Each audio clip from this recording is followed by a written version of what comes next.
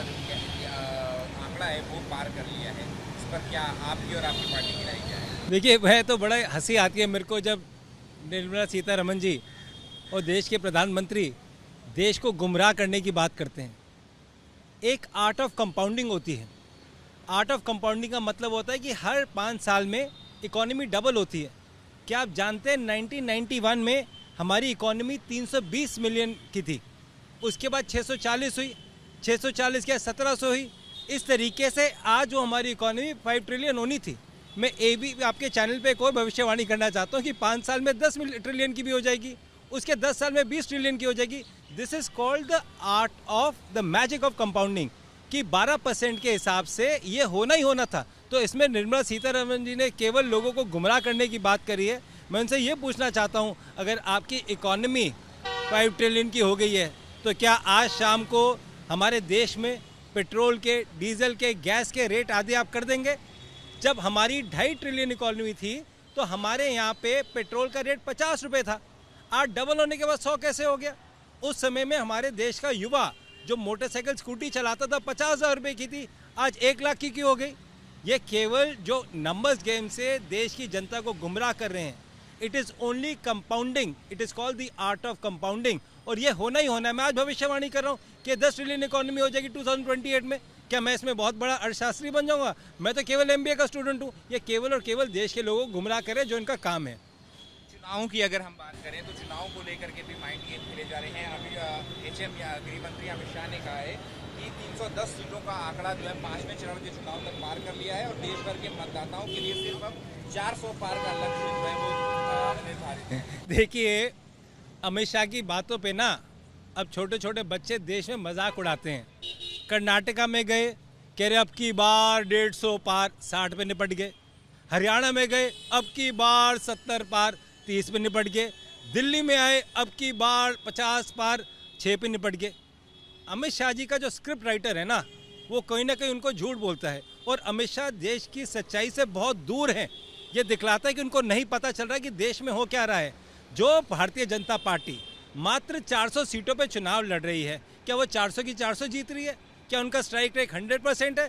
400 में से 126 वो नेता हैं जो बाकी दलों से, कांग्रेस से आए हैं, जिसमें से 28 वो नेता हैं जिन पे करप्शन के चार्जेस उठाते थे। क्या वो करप्ट नहीं थे? देखिए, अमित शाह जी को अब ये समझ लेना चाहिए कि ओके, बाय बाय, टाटा, खत्म।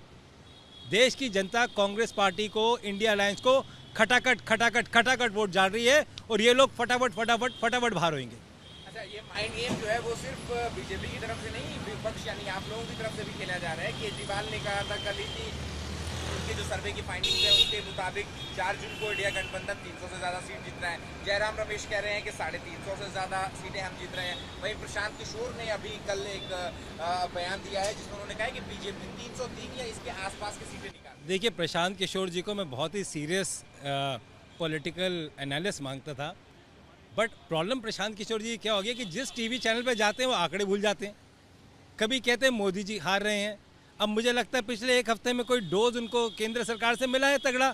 अब बीजेपी के अध्यक्ष से ज़्यादा, मोदी जी से ज़्यादा वो टीवी चैनल पर दिलाई देते हैं, और हर एक चैनल पर नया आंकड़ा देते हैं। पहले उनसे पूछो आपका आंकड़ा क्या है? आपने जब बिहार के अंदर अपनी पार्टी का निर्माण करा, जब बिहार में आपने दौरा करा, तो किस समय आप मोदी जी के बारे में उस समय क्या कहते थे? और पिछले 1 हफ्ते 10 दिन में क्या हो गया कि आप रोज़ टीवी चैनलों पे आके आंकड़े दे रहे हैं? क्या उनको लगता है कि आज भारतीय जनता पार्टी की सरकार बन रही है?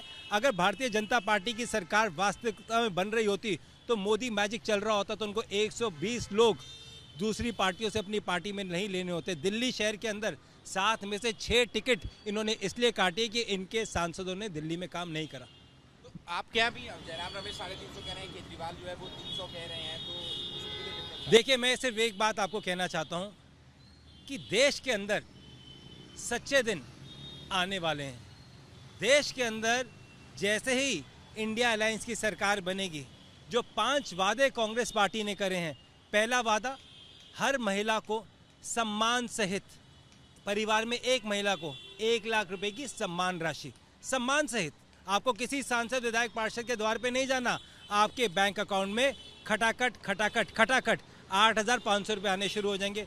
दूसरा वादा, जो हमारे यंग दोस्त, पढ़े लिखे आप जैसे दोस्त हैं, उनको 1 लाख रुपए की मदद ये सरकार करेगी। तीसरा वादा, पूरे देश के परिवारों में 25 लाख रुपए की हेल्थ गारंटी ये सरकार करने जा रही है। चौथा वादा, हमारे यहाँ पे जितने भी किसान हैं, जो हमारे यहाँ पे सुब्रमण्यम, जो हमारी स्वामी कमीशन की रिपोर्ट थी कि हम किसानों को MSP का दर्जा देंगे, उनका ऋण माफ़ करेंगे जिस तरीके से हमने पहले करा था, वो करने जा रहे हैं। और 5वां वादा, गिनती का वादा, सामाजिक न्याय का वादा। ये वादे कांग्रेस पार्टी के इंडिया अलायंस के हैं और देश के लोग समझ चुके हैं कि बहुत हुई, अब देश पे मार। Okay, bye bye, tata, Modi सरकार।